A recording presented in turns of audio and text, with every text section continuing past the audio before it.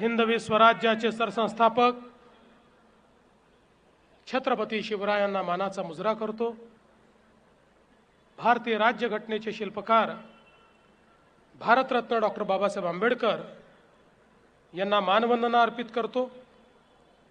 आणि आज मीरा भाईंदरच्या महानगरपालिकेच्या निवडणुकीच्या या विराट जाहीर सभेमध्ये मंचावर उपस्थित असलेले, ज्यांच्या नेतृत्वामध्ये संपूर्ण महाराष्ट्रामध्ये महानगरपालिकेच्या निवडणुकीला आपण सामोरं जात आहोत, ते आपले लोकप्रिय प्रदेशाध्यक्ष रवींद्र चव्हाणजी, आपले ज्येष्ठ नेते गोपाळ शेट्टीजी, या ठिकाणी विशेष रूपाने उपस्थित असलेले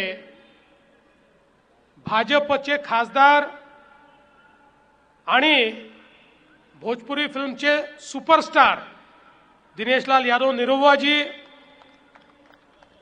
पूनमताई महाजन, आपले लोकप्रिय आणि कार्यसम्राट आमदार नरेंद्र मेहताजी, भाई अमरजीत मिश्रा जी, दिलीप जैन जी, डिंपल मेहता जी, ज्योत्स्नाताई हसनाळे, हसमुख गेहलोत जी, निर्मला सावळे, वैशालीताई भोईर, रणवीर वाजपेयी, किशोर शर्मा, रवि व्यास, देवेंद्र शेलेकर, मंचावर उपस्थित सर्व मान्यवर, भारतीय जनता पार्टीचे सर्व उमेदवार आणि या ठिकाणी उपस्थित मोठ्या संख्येनं या सभेला आलेल्या माझ्या सर्व लाडक्या बहिणींनो आणि तितक्याच लाडक्या भावांनो, मला अतिशय आनंद आहे की आज मीरा भाईंदरला पुन्हा एकदा आपल्यामध्ये मी उपस्थित आहे। हे शहर भारतीय जनता पक्षाच्या पाठीशी भक्कमपणे उभं राहणारं शहर आहे। 2017 साली मी असंच महानगरपालिकेच्या निमित्ताने आपल्या पुढे आलो होतो आणि त्यावेळी आपल्याला विनंती केली होती की या महानगरपालिकेमध्ये भारतीय जनता पक्षाची सत्ता आणा। आणि मी अतिशय गर्वाने सांगतो की मीरा भाईंदरकरांनी त्याला प्रतिसाद देत पूर्ण बहुमतात 2/3 मेजॉरिटीने भारतीय जनता पक्षाला निवडून दिलं। आणि आपल्याला माहिती आहे की त्यानंतर आमचे नरेंद्र मेहता आमदार, आपले महापौर आणि मुख्यमंत्री म्हणून मी या मीरा भाईंदर शहराला सातत्याने विकासाच्या मार्गावर नेण्याचं काम केलं। आपल्याला माहिती आहे की मीरा भाईंदरचा सगळ्यात मोठा प्रश्न पिण्याच्या पाण्याचा। त्यावेळी आपण सूर्याची योजना मंजूर केली, त्या योजनेला पैसे दिले, त्याचा पहिला टप्पा पूर्ण केला, 75 MLD पाणी आणलं आणि आता दुसरा टप्पाही आपण पूर्ण करणार आहोत। 516 कोटी रुपये आपण दिलेले आहेत। मी तुम्हाला हा शब्द देण्याकरता आलो आहे, लवकरच या मीरा भाईंदर शहरामध्ये हे काम पूर्ण केल्यानंतर या शहरातल्या प्रत्येक घरामध्ये जेव्हा दर दिवशी तुम्ही नळ उघडाल, स्वच्छ पिण्याचं पाणी प्रत्येकाच्या घरी दर दिवशी या ठिकाणी आणण्याचं काम आम्ही करू। आज त्याकरता ज्या काही अडचणी होत्या त्या आपण दूर केल्या। 133 kVची अडचण होती, ती पण आपण दूर करून जून जुलैपर्यंत त्या संदर्भात पूर्ण काम आपण करतोय। तुम्ही एवढं लक्षात ठेवा, पूर्ण क्षमतेनं सूर्याचं पाणी तुम्ही गेल्यानंतर वन ॲपचं तिकीट घेतलं तर मुंबईमध्ये घेतल्यानंतर तुम्हाला जर बेस्ट यूज करायची असेल तर दुसऱ्या तिकिटाची आवश्यकता नाही, त्याच तिकिटावर तुम्ही बेस्ट यूज करू शकता, त्याच तिकिटावर तुम्ही आपली सबर्बन रेल्वे यूज करू शकता, त्याच्यावर मोनो यूज करू शकता. अशा पद्धतीनं हे इंटिग्रेशन केलंय. पण पुढच्या टप्प्यामध्ये या संपूर्ण MMR रिजनचं आम्ही एक अर्बन त्या ठिकाणी ट्रान्सपोर्ट अथॉरिटी तयार केली आहे आणि MMR रिजन मधल्या सगळ्या महानगरपालिका क्षेत्रांमध्ये आपली लोकल ट्रेन, आपली मेट्रो, तिथली बस या सगळ्या इंटिग्रेटेड असतील. एक तिकीट काढलं की MMR रिजनच्या कुठल्याही पब्लिक ट्रान्सपोर्टमध्ये तुम्हाला त्या ठिकाणी प्रवास करता येईल. अशा पद्धतीनं आपण याची व्यवस्था केली आहे. आणि आता या ठिकाणी मला नरेंद्रनी सांगितलं की विशेषतः आपण जे डोंगरीला मेट्रो शेड मागच्या काळामध्ये प्रस्तावित केलं होतं, त्यांनी माझ्या लक्षात आणून दिलं की डोंगरीमध्ये इतकी झाडं आहेत, कार शेड करायचं तर ती झाडं कापावी लागतील. आपल्याला पर्यावरणाचा ऱ्हास करायचा नाही. आणि म्हणून मी नागपूरलाच या संदर्भात बैठक घेतली होती. आज जाहीरपणे सांगतो, निवडणूक झाली, आचारसंहिता संपली, पहिलं काम डोंगरीचं कारशेड आम्ही रद्द करून टाकू. त्या ठिकाणी कारशेड आम्ही करणार नाही. बंधू भगिनींनो, आपल्याला माहिती आहे आता मेट्रो 10 गायमुक्त शिवाजी चौक ही देखील आपण हातामध्ये घेतली आहे. यामुळे ठाण्याची पण आपली कनेक्टिव्हिटी अतिशय चांगल्या पद्धतीने होणार आहे. आणि हे सगळं करत असताना विशेषतः आपल्याला माहिती आहे की ठाण्यापर्यंत ही जी कनेक्टिव्हिटी आपण सगळी करतोय, मीरा भाईंदरला मुंबईवरनं यायचं असेल तर आज वेस्टर्न एक्सप्रेसवेवर आपली काय हालत होते याची आपल्याला सगळ्यांना कल्पना आहे.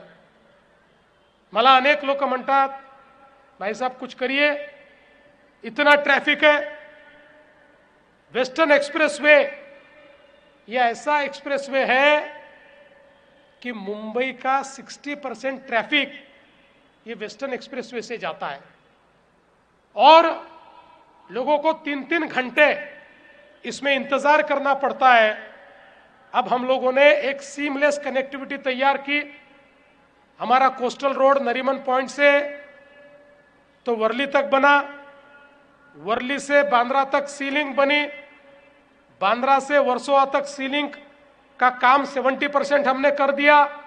और अब हम लोगों ने वर्सोवा से दहीसर तक और दहीसर से भाईंदर तक हम लोग कोस्टल रोड तैयार कर रहे हैं. इसका काम हमने दे दिया, टेंडर दे दिया, सारी परमिशन ली. इसकी कुछ परमिशन सुप्रीम कोर्ट में जाकर लेनी पड़ती है, वो परमिशन भी अब हमारे पास आ गई है. अब इसमें कोई रुकावट नहीं है.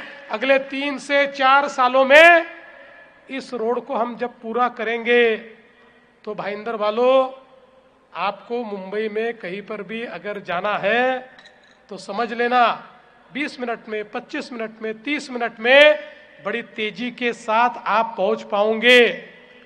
और साथ में अगर इधर भी जाना है, गुजरात साइड भी जाना है, विरार साइड भी जाना है, तो आपको पता है अब उत्तन से एक कोस्टल रोड ये सीधा विरार तक हम तैयार कर रहे हैं, जिसके कारण एक और कनेक्टिविटी आपको मिलेगी. और बड़े पैमाने पर नॉर्थ साउथ कनेक्टिविटी जो है उसको सुधारने का काम ये हम लोग यहां पर मिलकर करने वाले हैं. आपने देखा इस मीरा भाईंदर में, इससे पहले जब मैं मुख्यमंत्री बना था उससे पहले ये हालत थी कि हमारा MMRDA ये MMR के क्षेत्रों की महानगर पालिकाओं को पैसा ही नहीं देता था, वह काम ही नहीं होता था. वो मुंबई में काम करते थे और थोड़ा सा काम करते थे. मैंने MMRDA को कहा, अरे भाई आपको हमने तैयार किया है, इस मुंबई के बाहर का जो क्षेत्र है MMR का रीजन है, वहां की महानगर पालिकाओं में हमको जो विकास करना है उसके लिए आपको तैयार किया है. और पहली बार मैंने हजारों करोड़ रुपए ये MMRDA से इन सब महानगर पालिकाओं को देना शुरू किया। आप देख सकते हैं उस समय हमारे यहाँ पर ब्रिजेस बने, हमारे यहाँ पर रास्ते बने, हमारे यहाँ पर अलग अलग कामों के लिए, मतलब आपको तो याद होगा कि मैं यहां आता था और हर भाषण में नरेंद्र मेहता 5-7 मांगे रखते थे और मेरे भाषण में उस मांग को मैं मंजूर करता था और 15 दिनों में उसका ऑर्डर मैं निकालता था। इसलिए एमएमआरडीए के माध्यम से हम लोग यहां काम कर रहे हैं और आने वाले दिनों में, अभी तो हमने पिछले समय जो अपना ये मेट्रो बनी है उसके नीचे का जो रास्ता है उस पूरे रास्ते को चौड़ा करके, यानी जितना उसकी ब्रेड्थ है उतना और जितनी लेंथ है उतना कंप्लीट सीमेंट कंक्रीट का रोड बनाने का हमने फैसला कर लिया, उसको पैसा दे दिया है।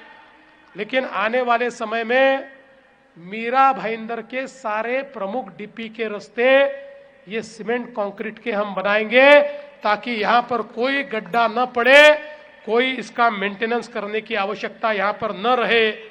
इस प्रकार का काम हम सब लोगों ने किया है।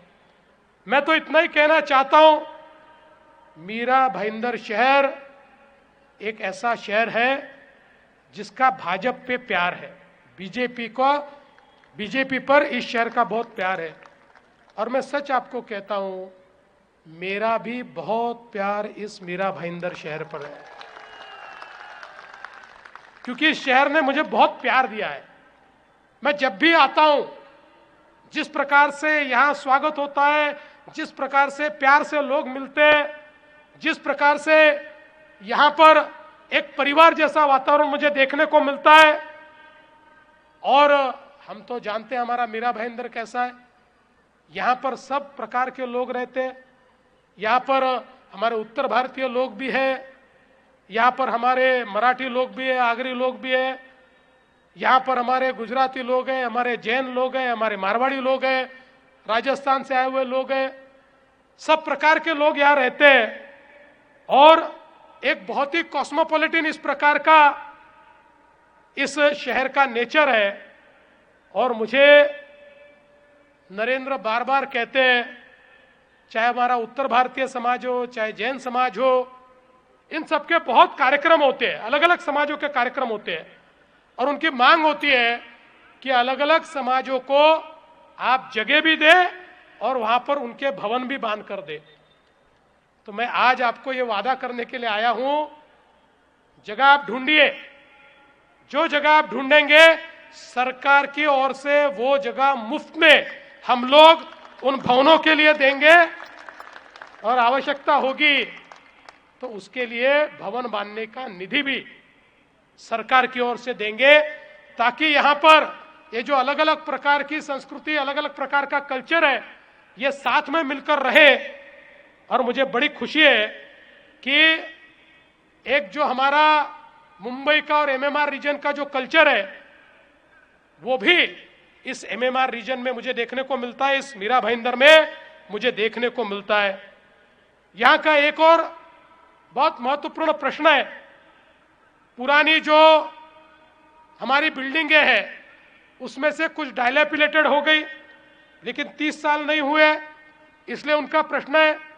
उसके लिए एक क्लस्टर की नीति सामने आई और मुझे कई लोगों ने ये बताया कि अभी आई हुई क्लस्टर की नीति के कारण यहाँ की समस्या छूट नहीं सकती, उसमें यहाँ की समस्या और गंभीर होने वाली है।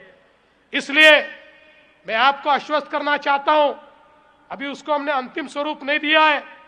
इस क्लस्टर की नीति में मीरा भाईंदर के लोगों के फायदे के लिए आपको क्या क्या बदलाव चाहिए वो आप मुझे बताइए।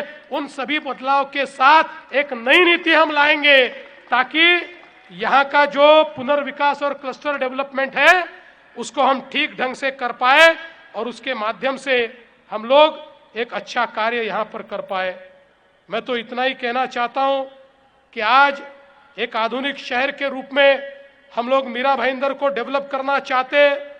यहाँ पर जो हमारा हॉस्पिटल है, पंडित भीमसेन जोशी हॉस्पिटल, यह हॉस्पिटल पिछले समय हमने महानगर पालिका को दिया, फिर महानगर पालिका की कुछ समस्याएं थी, सरकार की तरफ लिया। अब हम लोग ये प्रयास करेंगे इस हॉस्पिटल का विस्तार करके इसको मल्टी स्पेशलिटी हॉस्पिटल में कैसे परिवर्तित किया जाए, ये हम करेंगे। और वैसे भी आपको पता है कि हमने महात्मा फुले जन आरोग्य योजना तैयार की। महात्मा फुले जन आरोग्य योजना में अब 5 लाख तक का इलाज हर नागरिक को हमने मुफ्त में दिया है। और कुछ बीमारियां ऐसी है जिसमें 5 लाख से ज्यादा इलाज के लिए पैसा लगता है। ऐसी 10 बीमारियों के लिए 35 लाख तक हम इलाज मुफ्त में करने वाले हैं, ऑपरेशन मुफ्त में करने वाले हैं। और इसके लिए मीरा भाईंदर में कुछ अच्छे अस्पताल एम्पैनल करके, प्राइवेट हॉस्पिटल को भी ये योजना लागू है, तो मीरा भाईंदर में अभी एम्पैनल्ड अस्पतालों की संख्या कम है, इसलिए हम नए एम्पैनल्ड हॉस्पिटल एम्पैनल भी करेंगे। और सरकारी हॉस्पिटल में भी प्राइवेट हॉस्पिटल से अच्छी व्यवस्था और सब प्रकार की बीमारियों का इलाज, मल्टी स्पेशलिटी और साथ साथ सभी प्रकार के ऑपरेशंस हो पाए, ऐसी व्यवस्था इस मीरा भाईंदर में आने वाले दिनों में हम लोग करने वाले हैं, जिसके माध्यम से यहाँ के लोगों को स्वास्थ्य सेवाएं ये प्राप्त होनी चाहिए। आज शहर में पार्किंग की व्यवस्था करने की आवश्यकता है, पार्किंग प्लाजा यहाँ बनाने की आवश्यकता है। जो यहाँ पर रास्ते पर घूमने वाले हमारे प्राणी हैं, उनके लिए भी लगातार मांग आती है कि उनका भी एक अस्पताल बनना चाहिए।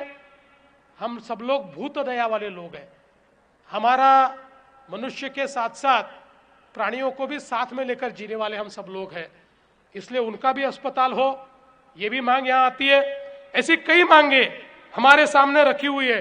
झोपड़पट्टी का भी पुनर्विकास हमको करना है। और विशेष रूप से अब तो आपके लिए सबसे अच्छी बात यह है कि हमारे प्रधानमंत्री जी को हमने ये कहा था कि सॉल्ट पैन पर जो झोपड़पट्टी वाले या अतिक्रमण धारक बैठे हैं, उस जगह को आप हमारे राज्य सरकार को दीजिए। हम राज्य सरकार के माध्यम से और महानगर पालिका के माध्यम से वहां पर प्रधानमंत्री आवास योजना तैयार करेंगे और सभी झोपड़पट्टी वासियों को वहां पर घर देंगे और वहीं पर उनका पुनर्वास करेंगे। मैं आपको बताना चाहता हूं, इसकी पॉलिसी तैयार हो गई है। और अभी आपने जो मांग की नरेंद्र मेहता जी, जल्दी ही जैसे ही आप यहां पर अपना महापौर बैठाएंगे, वैसे ही ये जगह भी आपको देने के लिए मैं पूरा प्रयास करके वो आपको यहां पर मिलवा दूंगा। मैं आज बहुत लंबी बात नहीं करना चाहता, बहुत चीजें हमको करनी है। उत्तन के पास में यहां पर हमारे जो मच्छीमार हैं, उनके लिए भी हमको काम करना है। उनके लिए भी प्रॉपर्टी कार्ड हो, उनके लिए बाजार हो, ये कई व्यवस्थाएं हमको करनी है।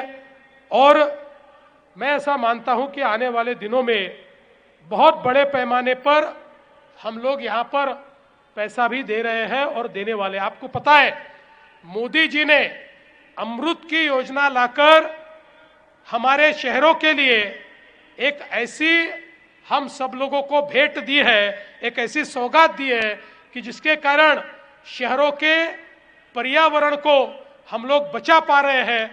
आज अमृत के माध्यम से, चाहे वो अंडरग्राउंड सीवेज सिस्टम हो, पीने के पानी की योजना हो, यहाँ पर जो हमारे कचरे का व्यवस्थापन है, ऐसी सारी चीजों के लिए बहुत बड़े पैमाने पर अब पैसा मिलता है। और हमारे इस मीरा भाईंदर के लिए भी 491 करोड़ रुपए ये अंडरग्राउंड सीवेज सिस्टम के लिए मिले हैं। स्टॉर्म वाटर के लिए 92 करोड़ रुपए मिले। यहां पर जो कचरा है उसके व्यवस्थापन के लिए भी बहुत बड़े पैमाने पर पैसा मिला है। अब मैं ये सारे काम आपको बताता रहूंगा तो समय थोड़ा कम, मुझे आगे में भी 2 और सभाएं करनी है।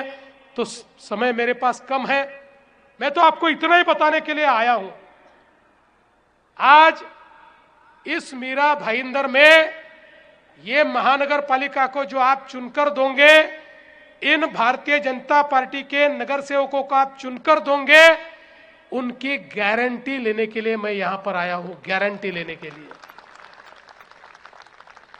ये चुनाव ये नरेंद्र मेहता का चुनाव नहीं है, ये चुनाव इन पार्षदों का चुनाव नहीं है, कारपोरेटर का चुनाव नहीं है, ये चुनाव मीरा भाईंदर के भविष्य का चुनाव है। और मीरा भाईंदर का भविष्य कौन सुरक्षित रख सकता है, इसका ये चुनाव है। हम हमारे प्रधानमंत्री जी के नेतृत्व में एक परिवर्तन कर रहे हैं। हम शहरी लोगों का जीवन, इसमें ईज ऑफ लिविंग लाना चाहते हैं।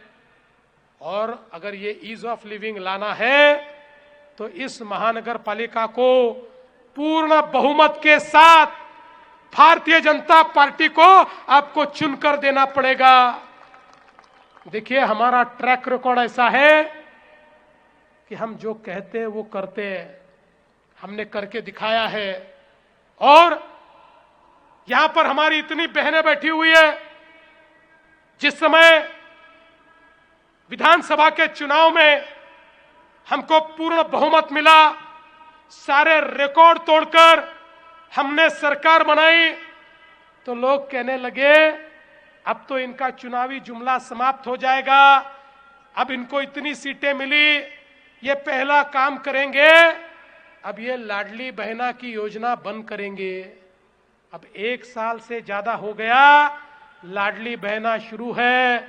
और मेरी सब बहनों को कहना चाहता हूं, जब तक तुम्हारा देवा भाऊ मुख्यमंत्री है, लाड़की बहन योजना शुरू ही रहेगी, इसको कोई समाप्त नहीं कर सकता। लेकिन नरेंद्र भाई, अब ये महानगर पालिका चुनकर आने के बाद मेरी लाडली बहनाओं को सिर्फ लाडली बहना मत रखना, अब मेरे लाडली बहनाओं को लखपति दीदी बनाना है, लखपति दीदी।